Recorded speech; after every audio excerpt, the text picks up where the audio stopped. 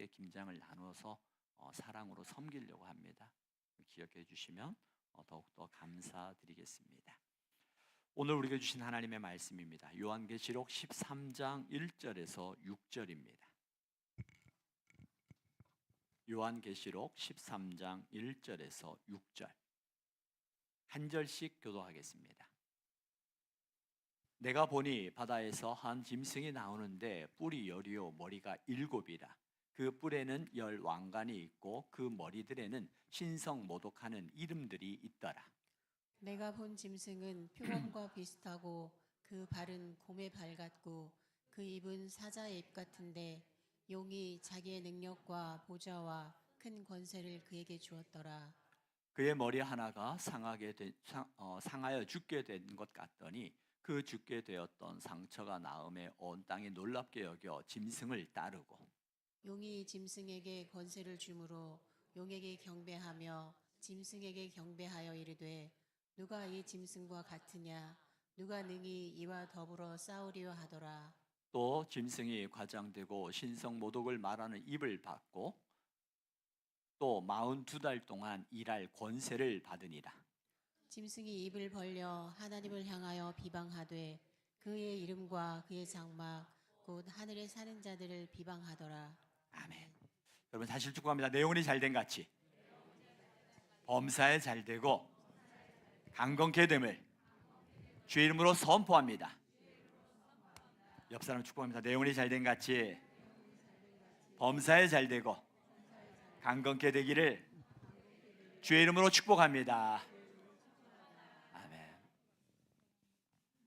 제가 원래 11월에는 감사의 말씀을 나누려고 했습니다. 감사의 말씀을 나누려고 했는데 어제 아침에 아주 제 마음에 충격적인 기사를 봤어요. 그 기사가 뭐냐면 바로 이겁니다. 뭐예요? 내가 여자라면 여자야. 이게 무슨 말이냐면 독일에서 이제 17번째로 독일에서 스스로 성을 결정하는 자가 결정권을 법으로 허용했어요. 이게 무슨 말이냐면 나 오늘부터 여자야. 그러면 그 사람 뭐예요? 여자가 되는 거예요. 이걸 법으로 허락을 했다는 거예요. 말이 돼요, 안 돼요? 근데 안 되는 게 지금 되고 있어요. 말이 안 되는 게 11월 1일 이 독일에서 이 기사가 결정이 나고 제가 이 아침에 이걸 보면서 너무나 충격이었어요. 그래서 오늘 말씀을 이제 수요일 날 우리가 저번 주 수요일에 함께 계시록 말씀을 봤었는데 그 말씀과 비슷해서 말씀을 제가 어제 아침에 바꿨어요. 너무나 충격이었어요. 너무나 충격이어서 지구상에는 지금 현재 많은 전쟁들이 있습니다. 여러분 이 말씀을 보면서 오늘 이 계시록의 말씀을 보면서 조금은 어려울 수도 있고 조금은 난해할 수도 있지만 제가 말씀을 준비를 했어요. 제가 주일 말씀을 준비할 때와 수요일 말씀을 준비할 때와 새벽기도 말씀을 준비할 때 그 말씀의 포인트가 다 달라요. 주일 말씀은 모든 분들이 듣고 이해할 수 있는 그런 말씀을 준비하고요.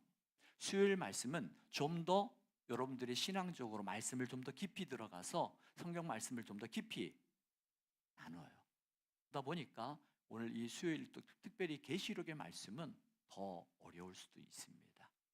요한계시록이라는 것은 어느 시대에 쓰여졌냐면 예수님이 십자가에 죽으시고 부활하신 이후에 약 AD 90년경에 이 말씀이 기록이 되어집니다.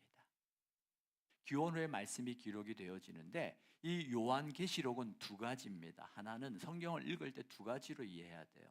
첫 번째는 요한계시록이 쓰여진 시대적인 배경을 이해해야 됩니다. 그리고 계시라는 것은요 감추어진 것을 보게 하는 게 계시거든요. 그러면서 이 요한계시록의 말씀을 보면서 오늘 이 시대에 우리에게 주시는 하나님의 말씀이 무엇인가를 두 가지를 봐야 돼요. 그리고 요한계시록은요 요한계시록을 제대로 이해하기 위해서는 무엇을 먼저 알아야 되면 구약을 알아야 돼요. 구약을 제대로 봤을 때 요한계시록을 제대로 설명할 수 있어요. 그렇지 않으면, 구약을 이해하지 못하면 요한계시록을 마치 영지주의라고 하는데 영적인 해석이라고 그래서 그럴 것 같은 말을 붙여가지고 시대와 상황에 상관없이 자기가 하고 싶은 말을 할 수 있는 게 또한 계시록이에요. 그래서 우리가 지금 올해 수요일에 계속해서 요한계시록 말씀을 나누고 있는 가운데 우리에게는 성이라는 건 생물학적 성, 남성과 여성밖에 없어요. 그런데 세상에서 보니까 젠더라는 이름으로 해가지고 생물학적으로 나누고 성 정체성에 따라서 스젠더, 트랜스젠더, 퀸더, 젠더 퀴어, 바이젠더, 안드로진, 뉴트로이스, 알지도 못하는 젠더, 이런 구분이 되어져요. 또 성적 지향별을 따라서 이성애자, 양성애자, 동성애자, 무성애자, 범성애자, 다성애자, 이런 젠더의 구분에 따라서 우리 남성과 여성밖에 없던 것들을 열 몇 가지로 나누어지는 이 시대에 우리가 살아가고 있어요. 그러면서 우리가 이 말씀을 보면서 제대로 우리가 세상을 보는 눈을 가지지 않으면 세상 앞에서 마치 죽어있는 물고기처럼 세상이 흘러가는 대로 우리도 따라갈 수 있겠구나라는 그러한 경각심이 들었어요. 이 세상에는 크고 많은 전쟁들이 있습니다. 여러분, 전쟁, 어떤 전쟁이 있어요? 지금 일어나고 있는 전쟁들이 뭐가 있어요? 우크라이나, 러시아, 또 이스라엘과 이란. 자, 이게 대표적인 전쟁이죠. 지금도 전쟁에, 언제 어디서도 전쟁이 일어날 수 있는 그런 가능성이 있는 곳이 또 어디가 있어요? 그죠? 남한과 북한, 그리고 중국과 대만. 이와 같은 전쟁들이 있고, 또 이제 곧 있으면 11월 14일에 입시가 이루어지는데, 입시도 뭐라고 그래요? 입시 전쟁이라고 그래요. 또 학교를 졸업하고 취업을 준비하는 그들에게는 뭐라고 그래요? 취업 전쟁이라고 합니다. 또 일을 하고 있는 분들의 거기에서 승진을 앞두고 전쟁터처럼 살아가고 있어요. 이와 같은 많은 전쟁이 있는데 우리가 알아야 될 또 하나의 전쟁은 영적 전쟁이라는 거예요. 이 요한계시록, 여러분들이 이 하여튼 짧은 시간에 이 말씀을 나누려고 하니까 여러분 잘 들으셔야 됩니다. 이 요한계시록은 도미티안이라는 11번째 로마 황제 때 하나님께서 반모섬이라는 곳에 유배되어진 요한에게 하나님께서 계시를 통해서 주어진 말씀이에요. 이 도미티안 11번째 황제입니다. 이 도미티안 때에 기독교 박해가 엄청 많았어요. 그 박해의 이유 중에 하나가 무엇이었냐면, 그 당시에 황제들은 그 당시 그들은 죽으면 신이 된다고 그랬어요. 그런데 이 도미티안이 삼두 정치를 다 그 권력을 쥐고 나서 그가 그런 이야기를 합니다. 내가 할 말이 있습니다, 여러분. 나 사실은 사람이 아니라 뭐라고 그래요? 나 신이야.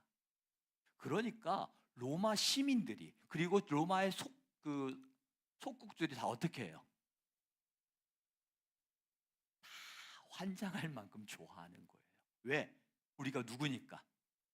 신의 백성이니까 다 좋아하는 거예요. 근데 그 중에 싫어하는 사람이 딱 한 부류가 있었어요. 누굴까요? 예수 믿는 사람들이었어요. 왜? 우리에게 신은 한 분밖에 없다고 그랬거든요. 그러자 이 도미티안이 예수 믿는 사람들을, 모든 사람들에게 명령을 내립니다.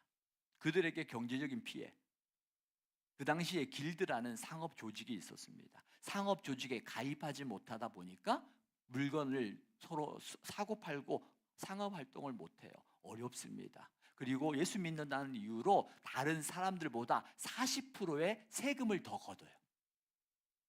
이런 어려움이 있죠. 또 예수 믿는 사람들, 도미티안 황제에게 주라고 고백하지 않는다는 이유 하나로 그들을 사자굴게, 또 콜로세움에 가서 인간 화형 촛대를 만들어서 사람을 불살라서 죽이기도 하고요. 예수 믿는다는 이유 하나로 이와 같은 엄청난 일들을 경험하게 되어지는 거예요. 겪게 되는 거예요. 그 피해와 박해는 이루 말할 수 없습니다. 그 이유는 도미티안을 향하여 주라고 고백하지 않고 오직 우리의 주님은 예수님밖에 없기 때문이다 고백하는 그들 때문이었어요. 그러한 상황에 놓여져 있을 때 하나님께서 이 계시록을, 요한계시록을 요한에게 하나님께서 계시를 통해서 환상을 통해서 보여주셔요. 이 그리스에 있는 반모섬에 몇 년 전에 가봤습니다. 가봐서 그 요한이 그 계시를 받았다고 하는 그곳을 기념하는 곳에 하나님 그 마음을 가지고 이 계시록의 말씀을 이해할 수 있도록 하나님 앞에 기도했던 적이 있어요. 자, 이 계시록의 말씀을 이제 우리가 이런 상황 속에 놓여져 있어요. 그러다 보니까 이 계시록의 말씀을 이해하기 위해서 로마 사람들이 이 계시록의 말씀을 읽고 나서 이해할 수 없도록 하나님께서 유대인들이 이 말씀을 읽고 이해하고 로마 사람들이 읽고서는 이해하지 못하도록 구약의 말씀을 통해서 이 계시록의 말씀을 그들이 이해하고 풀어갈 수 있도록 하나님께서 말씀해 주셨어요. 우리가 영적 전쟁이라는 말씀을 드립니다. 자, 12장 1절에 보니까 12장에 보니까요. 같이 한번 읽어보겠습니다. 시작. 하늘에 큰 이적이 보이니 해를 옷 입은 한 여자가 있는데 그 발 아래에는 달이 있고 그 머리에는 12별의 관을 썼더라. 자, 12장에는요. 어떤 이야기가 나오냐면요. 그 미가엘과 용과의 전쟁이 나옵니다. 용은 누구냐면 12장에 보니까 용이 누군가 했더니 용은 곧 사탄이요 마귀라고 말을 합니다. 미가엘은 누구냐면 하나님의 천사장이에요. 즉 미가엘과 용이, 이 사단이라고 불려지는 용이 하늘에서 전쟁이 일어나는 거예요. 그런데 성경에 보니까 미가엘이 이기고 이 용은 전쟁에서 피해서 땅으로 도망해 옵니다. 그래서 이 용이라는 것이 이제 땅에서 공중권세 잡은 자가 되어서 이 땅을 다스리게 됩니다. 그런데 우리가 기억해야 되는 것은 이 미가엘에 의해서 패해진 용, 이 용은 승리자가 아니라 패한 자고 도망자라는 거예요. 우리가 이 영적 싸움을 할 때 이 용이라는 존재가 누구인지를 알고 이 존재는 승리자가 아니라 패한 자라는 걸 기억하게 되어지면 우리는 영적 전쟁을 치르는 우리들의 마음의 자세가 달라져요. 요한계시록은 무서운 책이 아니라 많은 분들이 요한계시록을 무서운 책으로 이해합니다.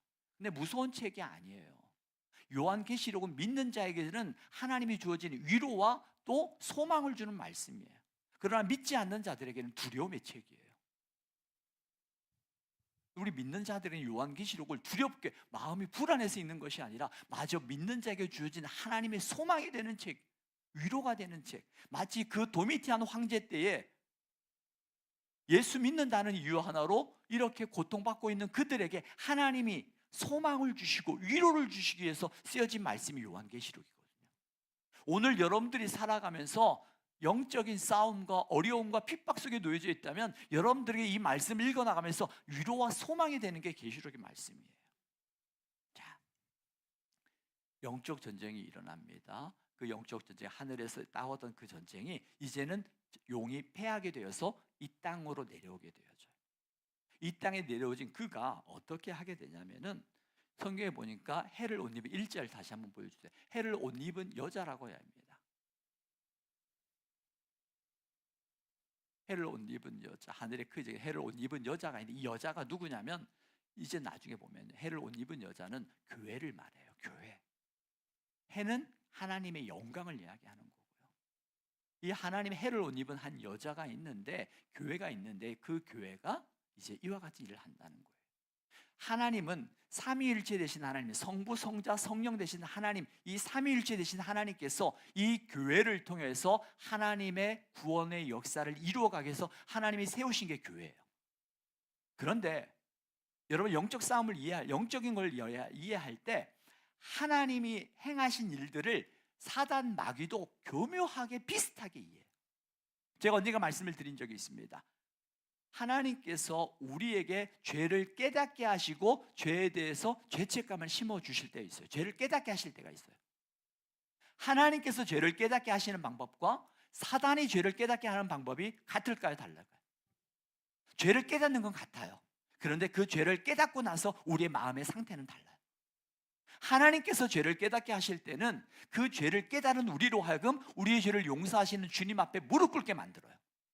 그런데 사단이 죄를 깨닫게 할 때는요, 그 죄책감에 사로잡혀서 하나님 앞에 멀어지게 만들어요. 죄를 깨닫는 게 중요한 것이 아닙니다. 이와 같이 하나님이 행하시는 것과 사단이 행하는 일이 교묘하게 비슷해요. 그 교묘함으로 우리가 이걸 깨닫지 않으면 죄를 깨달아, 그래서 죄책감에 사로잡혀서 하나님 앞에 멀어지게 만드는 거, 이건 사단의 계략이죠. 근데 하나님은요, 우리의 죄를 깨닫게 하시고 그 죄를 통해서 나를 용서하시는 주님, 그 죄가 진홍이든 주옥이든 어떠한 죄일지라도, 우리가 한번 그때 그 실험했잖아요. 그 죄가 어떠한 죄일지라도 예수 그리스도의 십자가의 보혈의 능력으로 용서하시는 그 주님 앞에 나아가 자백하게 되고 고백하게 되고, 죄를 회개할 때마다 우리를 용서하시는 그 주의 은혜 앞에 다시금 일어나는 거예요. 죄를 안 짓는다는 게 아니에요. 죄를 짓지만 그 죄보다 더 크신 십자가의 은혜 앞에 엎드러지게 만드는 거예요. 자, 성령께서 이 하나님이 행하시는 방법과 사단은 하나님이 행하시는 일을 교묘하게 해요. 그래서 하나님께서 성부, 성자, 성령 하나님께서 그 일들을 이루어 가신 것처럼 사단도 이 땅에 그 용이 뱀이라고 그러죠. 용이 이 땅에 내려와서 어떤 일을 행하게 되어지는가? 자, 보겠습니다. 이 삼위일체 하나님께서 하나님의 역사를 이루어가기 위해서 교회를 세우셨다면 사단은 이 자기들의 하나님께로부터 하나님의 역사를 방해하고 자기들의 뜻을 이루어가기 위해서 사단이 취한 것이 뭐냐면 요한계시록 17장 1절입니다. 같이 읽겠습니다. 자, 시작. 또 일곱 대접을 가진 일곱 천사 중 하나가 와서 내게 말하여 이르되 이리로 오라. 많은 물 위에 앉은 큰 음녀가 받을 심판을 내게 보이리라. 이 음녀가 누구냐면요, 바벨론이에요. 바벨론. 이 물 위에 앉은 음녀는 바로 바벨론을 이야기합니다. 자, 하나님은 구원의 역사를 이루기 위해서 무엇을 세우셨다고요?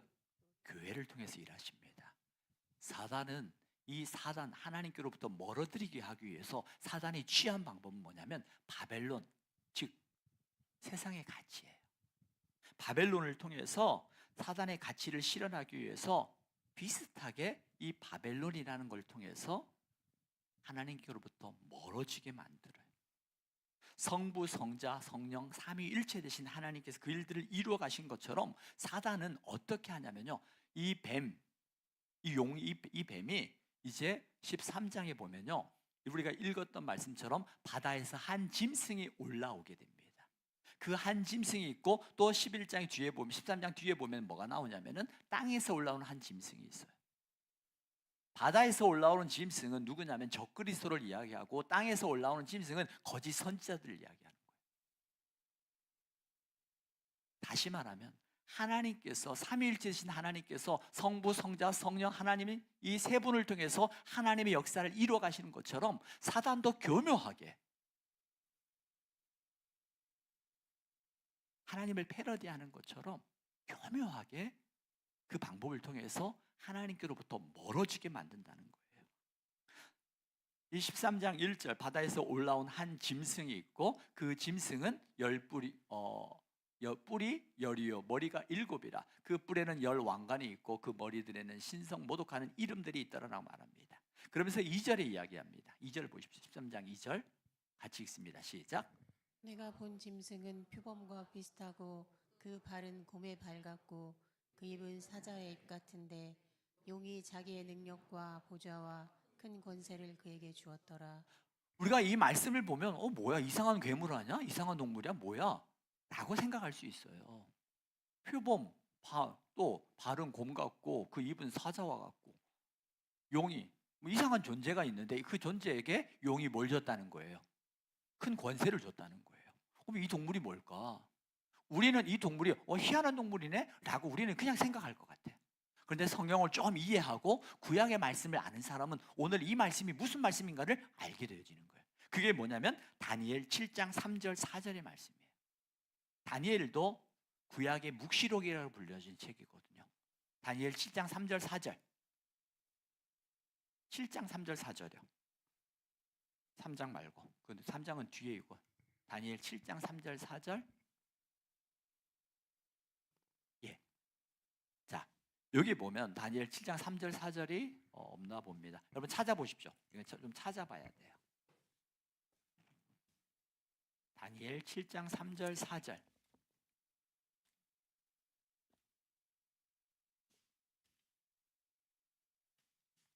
구약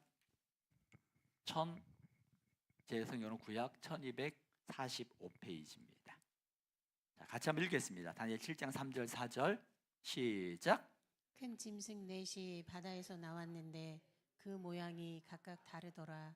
첫째는 사자와 같은데 독수리의 날개가 있더니 내가 보는 중에 그 날개가 뽑혔고 또 땅에서 들려서 사람처럼 두 발로 서게 함을 받았으며 또 사람의 마음을 받았더라.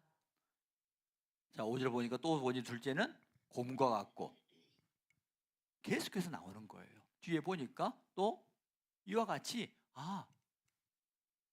이 계시록의 말씀을 보면서 그들의 마음속에 이 말씀은 구약의 다니엘서에 선포되어진 그 하나님의 말씀이구나. 이 존재가 어떤 존재인가를 알게 되는 거예요. 그런데 이 짐승이 도대체 뭐지? 7장 17절에 보니까 이렇게 기록이 되어집니다. 7장 17절. 이 네 짐승이 뭘 상징하는가?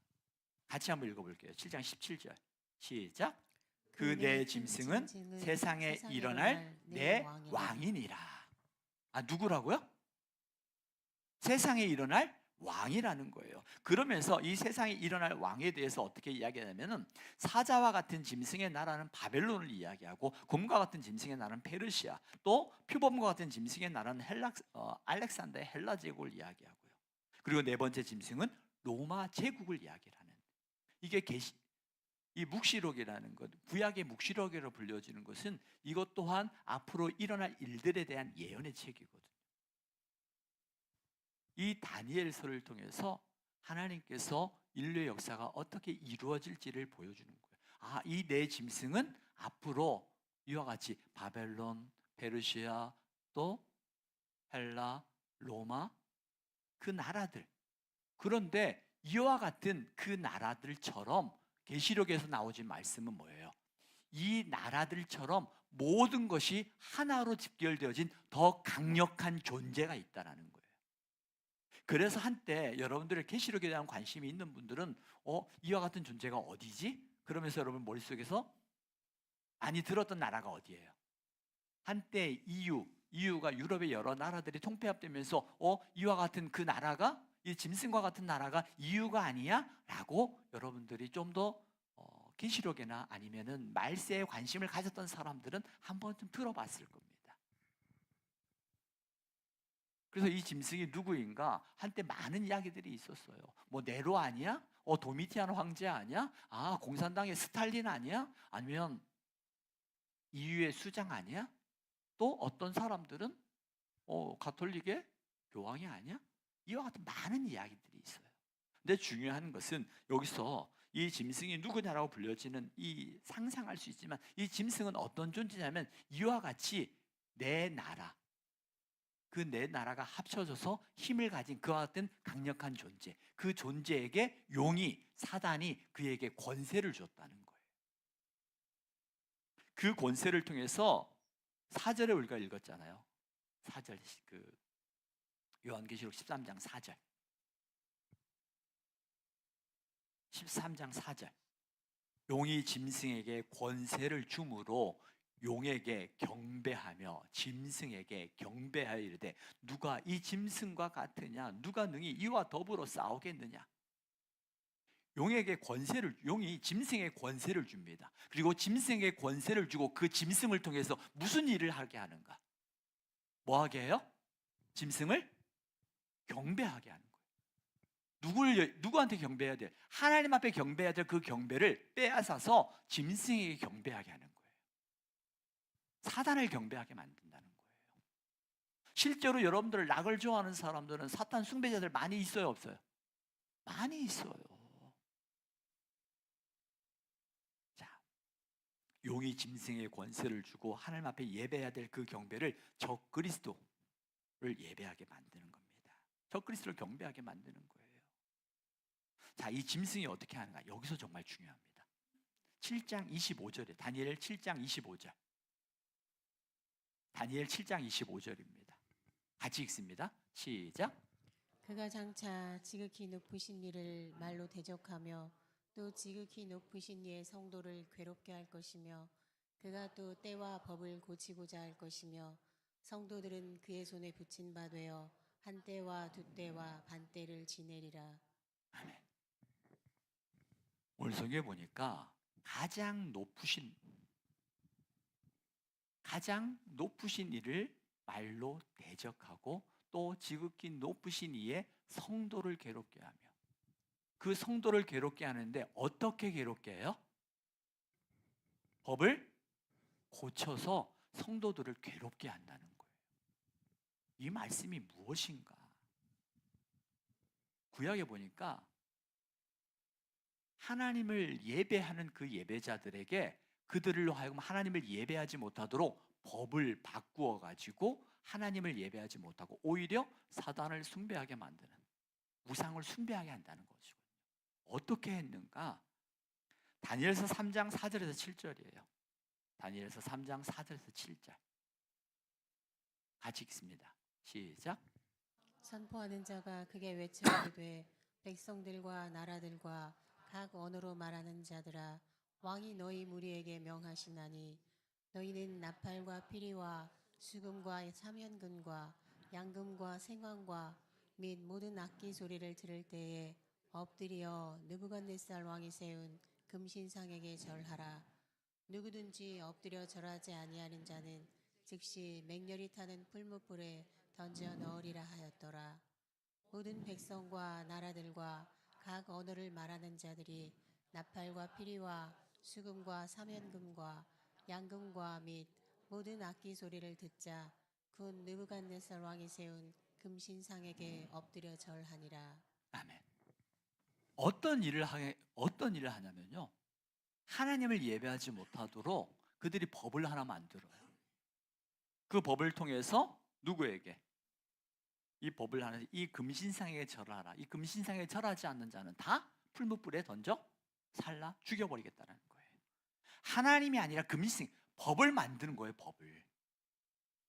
그 법을 만들게 되어지면 바벨론 시대의 법은 왕에 의해서 언제든지 바뀔 수 있어요. 그런데 페르시아 때는요, 왕이 가지고 있는 절대적 힘이 약했어요. 그러다 보니까 이 페르시아, 이게 나중에 보면 페르시아가 어떻게 생겼는지를 알게 되어지면 왜 그 힘이 없었는가를 알게 되어져요. 그러면서 이 금신상에게 절해라. 절하지 않으면 풀무불에 던져버리겠다. 이 법을 바꾸고 싶어도 못 바꾸는 거예요. 이때 세상 사람, 이 많은 사람들 고민하지 않겠어요?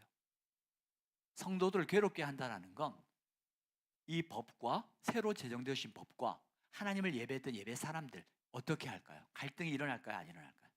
갈등이 일어나겠죠. 내가 풀무불에 던져 죽음을 당할 것인가? 아니면 이 땅에서 그냥 우상을 숭배하고 할 것인가? 이 두 가지 사이에서 머뭇거릴 거라는 거예요. 그때 성경에 보니까 다니엘 3장 16절 18절에 보니까 이 짐승의 법에 대해서 과감하게 반대했던 사람들이 있어요. 그게 누구냐면 사드락 메삭 아벳느고입니다. 17절 볼까요? 17절 같이 읽습니다. 시작.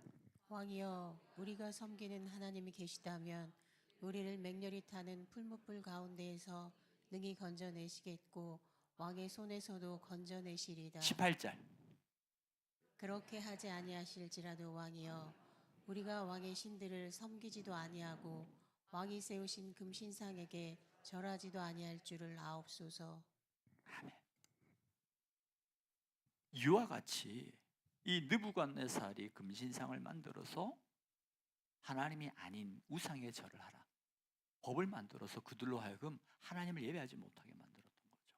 그때 보니까 많은 사람들이 갈등을, 성도들을 괴롭게 했다는 게 이 말이에요.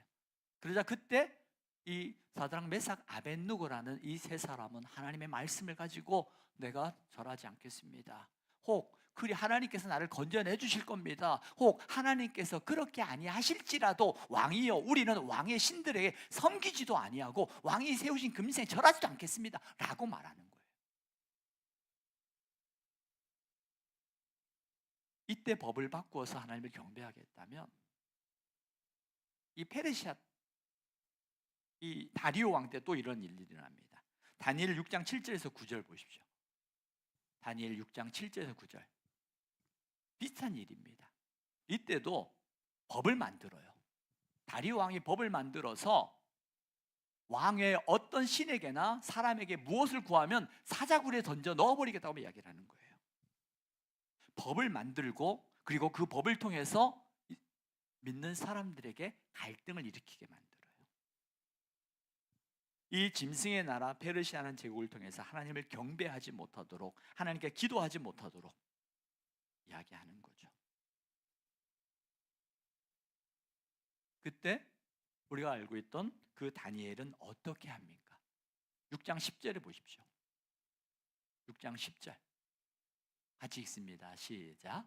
다니엘이 이 조서에 왕의 도장이 찍힌 것을 알고도 자기 집에 돌아가서는 윗방에 올라가 예루살렘으로 향한 창문을 열고 전에 하던 대로 하루 3번씩 무릎을 꿇고 기도하며 그의 하나님께 감사하였더라.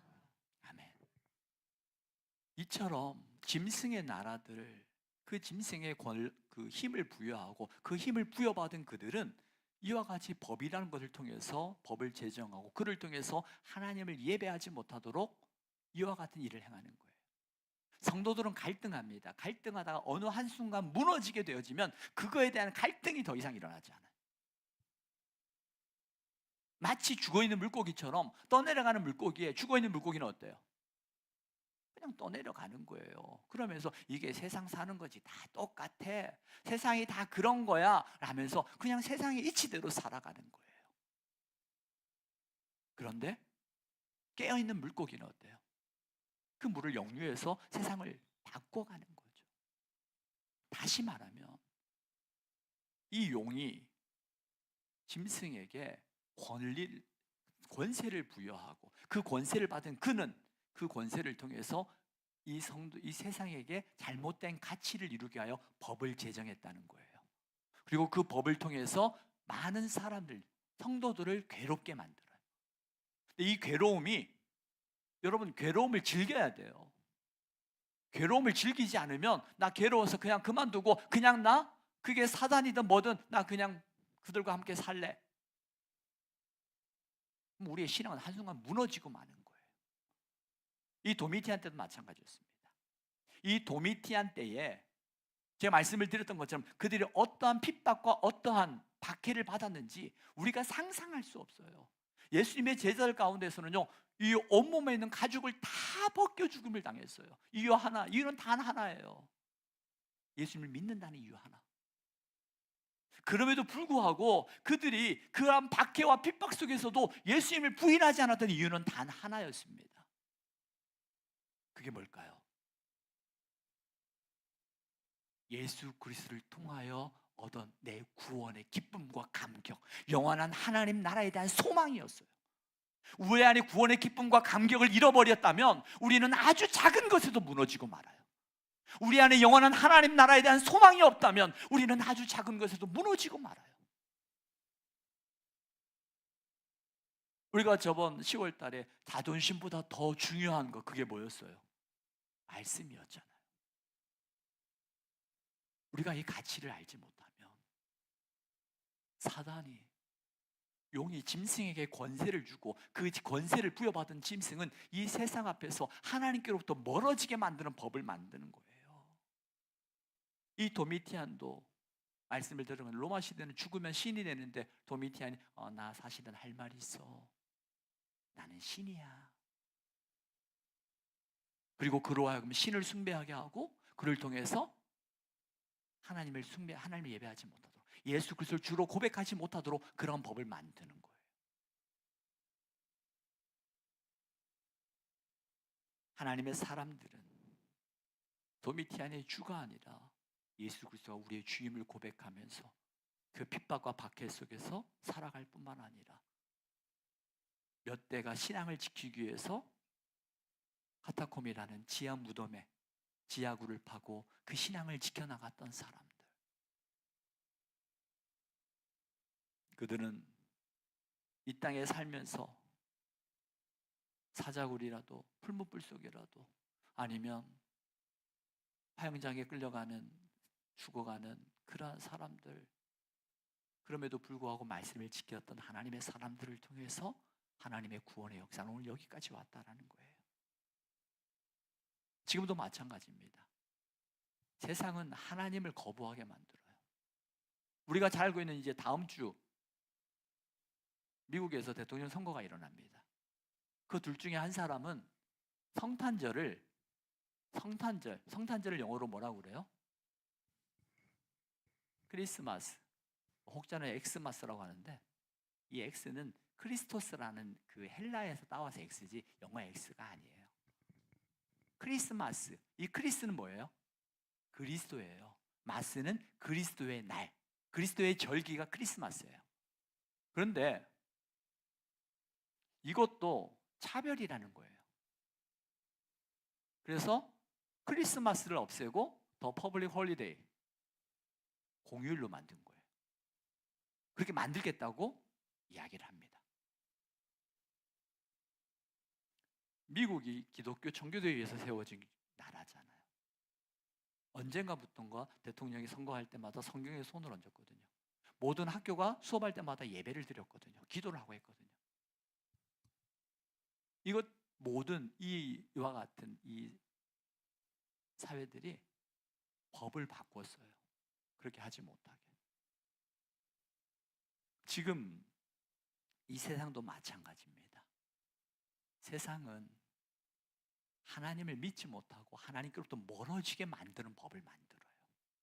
그래서 그 법을 통해서 하나님을 떠나가게 만들어요. 자, 여러분, 간통이 죄입니까? 죄가 아닙니까? 세상에서는 간통법 폐지됐잖아요. 점점 우리는 그 죄에 대해서 무감각해져. 왜? 법이 그러니까. 그 법이 그러면 그러는 줄 알아. 괜찮은 줄 알아. 우리의 시민권이 이 땅에 살지만 영원한 하나님 나라의 시민권을 가지고 있다는 것은 우리의 삶의 기준이 이 땅이 아니라 하나님이라는 뜻이거든요. 그렇다면 우리가 어떻게 살아야 되는가? 하나님의 말씀이 기준이 돼서 이 세상을 살아가는 거예요.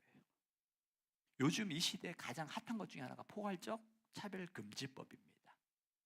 여러분 밖에 나가면 이와 같이 이 포괄적 차별금지법에 대한 서명하는 양식이 있습니다. 사실은 대부분 이 포괄적 차별금지법에 대해서 많은 분들이 잘 몰라요. 이 포괄적 차별금지법이 통과되어지면 어떤 일들이 나게 되어지면 우리가 알고 있는 동성애, 이 동성애가 죄에 대해서 죄를 죄라고 말을 못해요. 죄라고 말하게 되어지면 그 사람은 차별이라는 이름으로 그 사람은 감옥에 가거나 벌금을 물게 되어져요.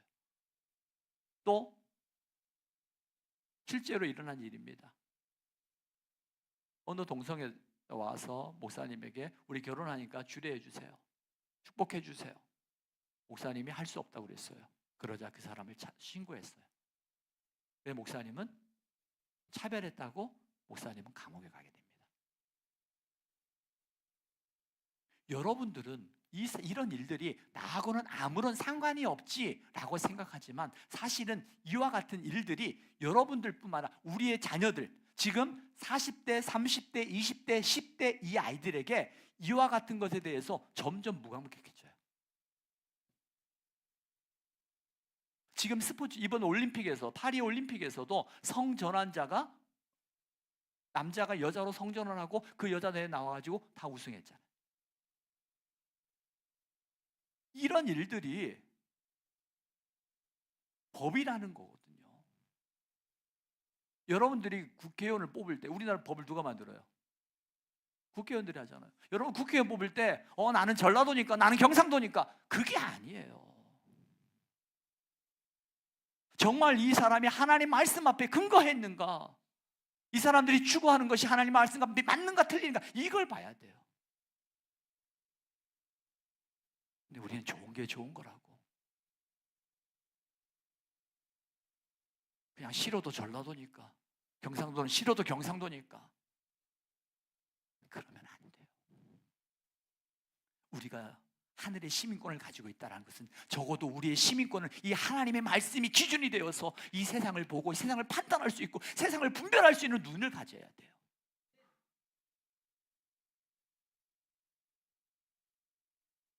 차별이라는 거, 우리나라도 지금 현재 2000년부터 법이 꾸준히 올라옵니다. 진보 정당들을 통해서 이 차별금지법, 포괄적 차별금지법이라는 이름으로 끊임없이 국회에 상정되고 있어요. 기독교를 중심으로 이를 반대하다 보니까 아직 상정되지 않았지만 언젠가는 우리나라도 통과될 수 있습니다.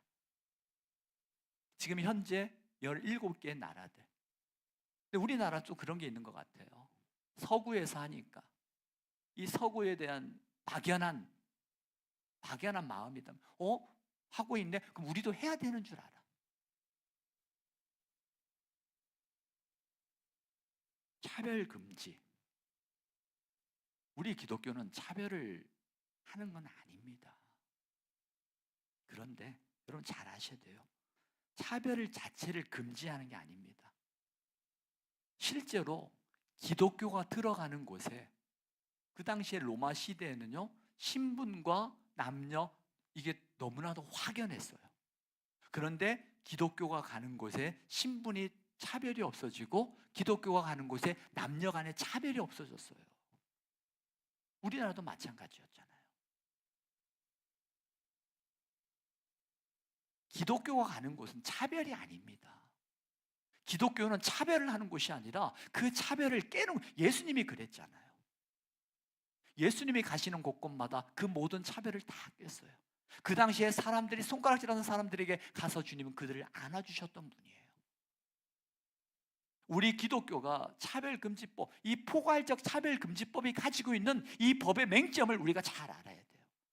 그렇지 않으면 이 법이 제정된 이후에 일어날 파생되어지는 모든 일들, 파생되어진 일들은 우리가 상상할 수 없는 일들이 일어나요. 그래서 우리는 정확하게 세상을 보는 눈을 가져야 돼요.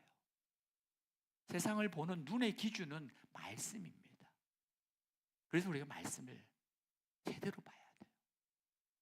성경을 보고 예배를 드리고 기도하는 이유가 하나님의 말씀을 통해서 세상을 분별할 수 있도록 하는 것이에요. 기독교가 들어가는 곳곳마다 신분이 차별되어져요. 노예제도가 폐지되어집니다. 남녀의 차별이 없어졌어요. 그런데 마치 지금은 프레임을 뒤집어 씌워가지고 기독교가 모든 것들을 다 반대하는 것처럼 그렇게 뒤집어 씌워요. 언론도 어때요? 언론도 마찬가지입니다. 여러분, 언론을 보는 눈을 가져야 돼요.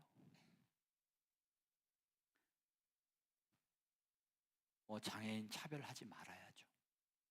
차별하지 말아야 돼요. 그런데 이 포괄적 차별금지법을 가지고 있는 그곳에는 동성애가 중심이 되어 있고요. 그 동성애를 용인하기 위하여 포괄이라는 말을 썼어요.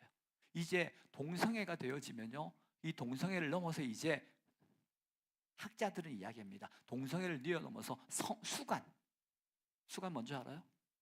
동물들하고 하는 거예요. 상상할 수 없는 일들이, 이 죄가 얼마나 타락할 수 있는지를 알아야 돼요. 여러분의 자녀들이 공부만 잘한다고 되는 거 아니에요. 시대가 어떻게 바뀌어지는데 공부 좀 못하면 어때? 여러분, 아이들을 행복하게 키우세요. 그리고 세상을 분별할 수 있는 눈을 보고 가세요. 그렇지 않으면 세상 앞에서 무기력하게 쓸어가잖아요. 그런 존재가 되어줘요. 바다에서 올라온 짐승, 이 적그리스도, 어떠한 제국인 나라가 구약에서 다니엘에서 말했던 것처럼 그 모든 힘을 권력을 가지고 그 권력을 가지고 법을 통해서 이제 믿는 사람들, 성도들을 괴롭게 하고 성도들을 번민하게 한다는 거예요. 여러분, 믿음의 갈등이 일어나야 돼요. 그러면서 이게 하나님의 뜻인가 아닌가 끊임없는 갈등을 통해서 하나님 앞에 믿음으로 살아내는 훈련을 해야 돼요. 살아내는 훈련을 하지 않으면 세상 앞에서 죽어있는 물고기처럼 그냥 둥둥 떠다녀요. 세상이 뭐라 하든지 간에 세상이 다 그런 거야. 우리가 다니엘 기도회가 정말 우리 교회는 부흥회 같은 거예요. 다니엘 기도회가 감사한 거는요, 그렇게 세상 앞에서 하나님의 가치를 살아내기 위해서 믿음으로 살아내는 사람들, 그 사람들의 삶의 현장이거든요. 어제 나왔던 그 원장님은 돈의 가치에 의해서 움직여지는 것이 아니라 하나님의 가치를 가지고 움직여지는 그 원장님이었잖아요. 오늘 우리도 마찬가지예요. 여러분, 다니엘 기도에 오면서 이렇게 말씀을 가지고 세상 앞에서 믿음으로 살아내는 사람들이 있구나, 살아내더니 되더라는 거예요. 근데 우리는, 대부분의 사람들은 그렇게 살면 손해볼 건데요, 그렇게 살면 힘들 텐데요, 그렇게 살면 사람들 앞에 손가락질 받는데요. 예수님이 우리를 위해서 다 하셨던 거잖아요. 예수님이 우리를 위해서 손가락 받았고요, 손가락질 받았고요. 예수님이 우리를 위해서 조롱받고 핍박받고 박해받았던 일들, 그런 예수님을 위해서 우리가 좀 할 수 있지 않아요? 그 힘의 근거가 구원의 기쁨과 감격이에요.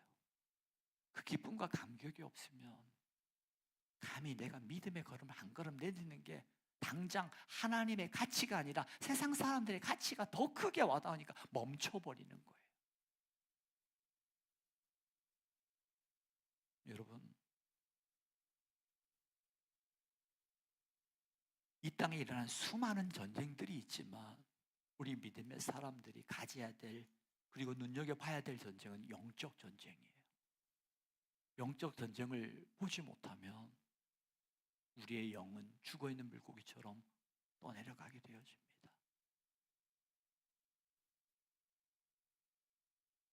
그다음 우리가 어떻게 전쟁할 건가?